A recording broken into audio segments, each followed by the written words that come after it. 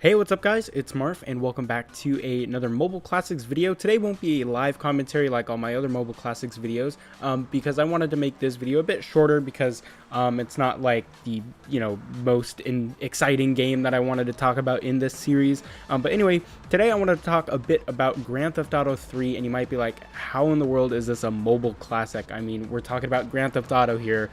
What in the world? So, if you didn't know, Grand Theft Auto 3 was released on the iOS App Store and I believe the Google Play Store in 2011, and that is a very, very long time ago for mobile games.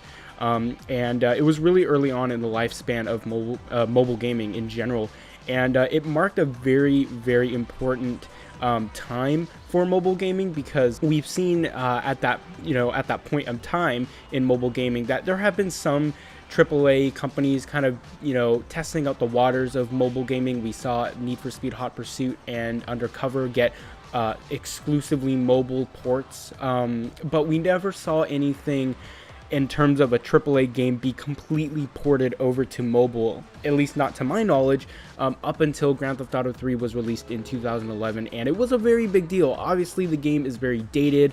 At that point, they were celebrating their 10th year anniversary, which is why it was released on mobile in the first place. But it still was a very, very big deal, because not only was it a AAA company that was doing a complete port over to mobile, but it was a very big game at that. I mean, Grand Theft Auto is one of the biggest AAA franchises to ever exist in gaming, and to see a fully fledged game being ported over to mobile was a very, very big deal, and it really shook the landscape of mobile gaming, because it really showed people that this platform could be taken seriously, not only as a way to develop new game studios like we've seen Gameloft and their whole mobile exclusive company, but also a way for AAA studios and developers to make games for that platform, and just a new way to play games, on the go. I mean, at that time, mobile games was really being treated as like a Candy Crush type of thing, and even now these days it really is. But we got to see a fully fledged, a story-driven open world game be ported to mobile, and it was a really big deal because it showed companies that is a possibility. And again, I know I said this before, but it was a 10-year-old game at the time, and the graphics you can see on screen now, they don't look good whatsoever. But we're talking about iPhone 4S here at the time, and I believe they made it available for iPhone 4 at the a couple of years later as well. So the flexibility with that was pretty good, but the graphics are dated, of course, the sound is dated, of course, but the fact that it was a fully fledged Grand Theft Auto game on mobile was really, really impressive for the time.